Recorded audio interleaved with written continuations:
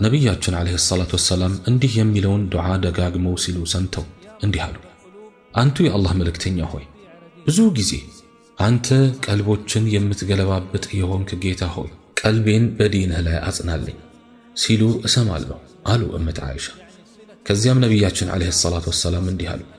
አንቺ ዓኢሻ ሆይ የሰው ልጆች ልቦች በአላህ ሁለት ጣቶች መሃል ናቸው፣ እንዳሻው ይገለባብጣቸዋል። እኔ እንኳን ፊት ለፊታችሁ እንዲህ ስናገር ከትንሽ ጊዜ በኋላ ቀልቤን ሊገለብጠው ይችላል፣ ማን ያውቃል?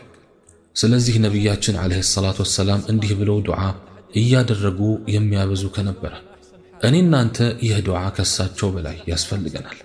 ያ ሙቀሊበል ቁሉብ ሰቢት ቁሉበና ዐላ ዲኒክ።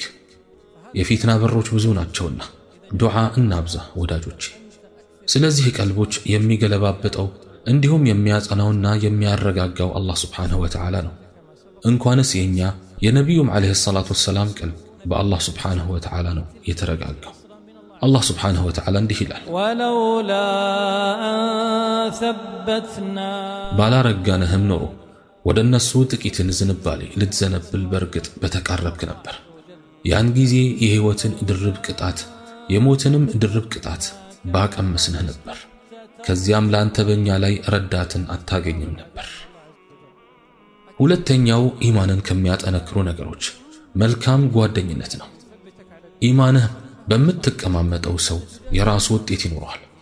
መልካም ከሆነ መልካም ውጤት፣ ክፉም ከሆነ እንደዛው ክፉ ውጤት ይኖረዋል። ጓደኛህ ምን አይነት ሰው ነው?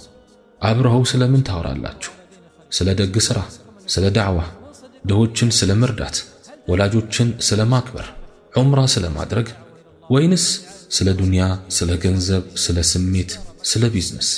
ተጽዕኖ ይፈጥርብሃል። ሐቂቃ የፈለገ ያህል የሚፈቀድ ቢሆንም እንኳን ስለ ዱንያ ብቻ ማሰብ ይጎዳሃል። ስለ ገንዘብ ብቻ ማውራት ሐላል ቢሆንም ነገር ግን ሲበዛ ተጽዕኖ ይኖራል። ምክንያቱም ቀልብ የሚደሰተው በዚህ አይደለምና ምንም ብርሃን አይጨምርለትም። ምናልባትም ሊያደነድነው ሁላ ይችላል። በጓደኝነት ጉዳይ አደራ ወዳጆቼ። ለምን ይመስልሃል ነቢዩ ዓለይሂ ሰላቱ ወሰላም ዲን ያላትን ሚስት ምረጥ ብለው ያሉት?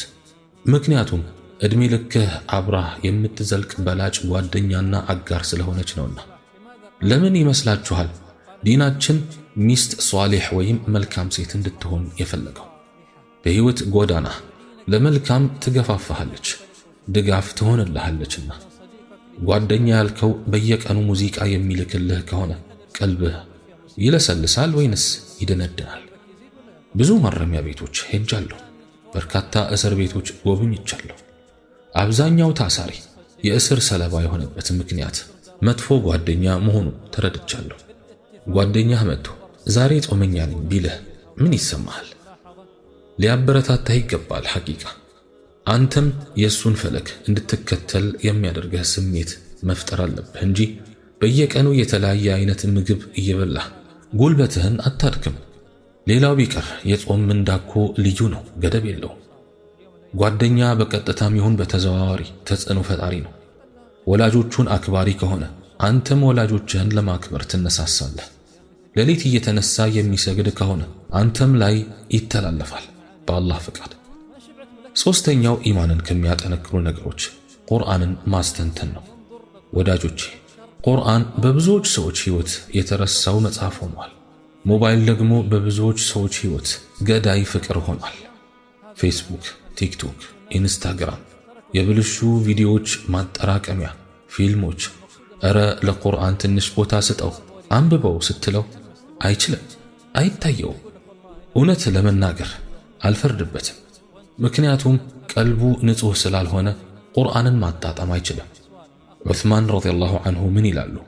ልቦቻችን ቢጸዱ ኖሮ ከአላህ ስብሓንሁ ወተዓላ ንግግር ባልጠገቡ ነበር። ሐቂቃ ልቡ ንጹሕ የሆነ ሰው ቁርአን ሲቀራ ይተናነሳል፣ ይረጋጋል።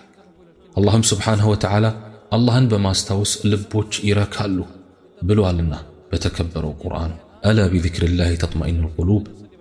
ሁላችንም ወንድሞቼ በህመም በሐዘን እና በጭንቀት እንሰቃያለን። እነሱን ወደ ጎን እንተውና ወደ አላህ ስብሓንሁ ወተዓላ ንግግር እናምራ። ወደ አላህ ስብሓንሁ ወተዓላ እንቃረብ ፈውስ ማግኘትን የፈለግን እንደሆነ። አንድ ሼኽ ጋር እየቀራሁኝ ሳለ አንድ ጥያቄ ጠየቅኳቸው። የቁርአንን ትሩፋት ምንድን ነው አልኳቸው። ከዚያም አንተ ሱልጣን ሆይ አለኝ፣ ይህንን ዓለም የፈጠረው ሁሉንም ነገር ከምንም ያስገኘው ፈጣሪ ንግግሩ በልብህ ውስጥ በሒፍዝ መልኩ መታተሙ ብቻ በቂ አይደለም ትላለህ አለኝ።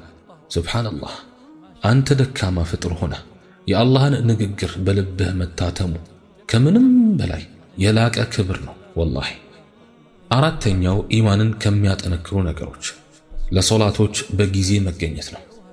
ለሶላቶች በጊዜ ተገኘህ ማለት አላህን ስብሓንሁ ወተዓላ ስለ መውደድህ ማሳያ ነው። በጊዜ መገኘትህ አላህ ስብሓንሁ ወተዓላ የቅያማ ቀን በዐርሹ ጥላ ስር ከሚያስጠልላቸው ሰዎች ያደርግሃል። እሱም ቀልቡ በመስጂዶች የተንጠለጠለ ሰው ከሚለው ንግግር ስር ማለት ነው። ሶላትህን በአግባቡ ከሰገድክ ከዚያም ዱዓን ካስከተልክ በተለይም በአዛኑና በኢቃም መካከል የሚባለው ዱዓ ተቀባይነት አለው። መላኢካዎችም ምህረትን ይጠይቁልሃል። ካዕባ ላይ 10 የቁርአን ሐፊዞች አሉና ለአንዳችን ዱዓ እያደረጉለት ነው ቢባል ምን ይሰማዋል? ደስታ አይደል? እሺ፣ በጊዜ መስጂድ በመግባትህ ብቻ በርካታ መላኢካዎች ምህረትን ይለምኑልሃል። አላህ ማረው፣ አላህ ሆይ እዘንለት እያሉ። ምን በማድረግህ? በጊዜ ገብተህ ቁጭ በማለትህ ብቻ። ምንኛ ክብር ነው! ምንኛ መታደል ነው! ወላሂ ከዚህ ትሩፋት ብዙ ሰዎች ተነፍቀዋል። الخامسة والأحبة مجاهدة النفس والصبر عليها። አምስተኛው ኢማንን ከሚያጠነክሩ ነገሮች ወዳጆቼ በነፍስ ላይ መታገልና ትዕግስት ማድረግ ነው። አምልኮ ትዕግስት ይጠይቃል። ዒባዳ ሰብር ይጠይቃል። ልክ አንዳንዱ ይመጣና በሕይወትህ ላይ ታገስ፣ እስቲ በዱንያ ላይ ታገስ፣ እስቲ ትዕግስት አድርግ እያለ ይመክርሃል። እሺ መልካም፣ ስለ ትዕግስት መምከሩ ጥሩ ነው። ነገር ግን ለምን ታዲያ በዲን ላይ በዒባዳ ላይ ትዕግስት አድርግ ብሎ የማይመክረው ወይም በአጠቃላይ እንዲህ አይነቱ ምክር የማይደረገው? ለምሳሌ አንዱ የቁርአን ጁዝእ እየቀራህ ከደከመህ ወይም ከተሰላቸህ ሁለተኛውን ለመቅራት ነፍስህን ታገላት። ነገ ሰኞ ለመጾም ካንገራገርክ ነፍስህን አሸንፋትና ጹም። ለአላህ ብሎ አንድን ቀን በኢኽላስ የጾመ ሰው አላህ ስብሓንሁ ወተዓላ ይህንን ሰው ከጀሃነም የ70 ዓመት ያክል ርቀት ያርቀዋል። አንዳንድ ሰለፍ ምን ይላል? ነፍሴ ቀጥ እስክትል ድረስ 40 ዓመት ታገልኳት። አጂብ! በሕይወት እስካለህ ድረስ ነፍስያህ ከውትወታ አትቦዘንም። አትስገድ። ሱና ግዴታ አይደለም፣ ይቅርብህ። ዲናዊ ትምህርት ይቅርብህ። ለድሃ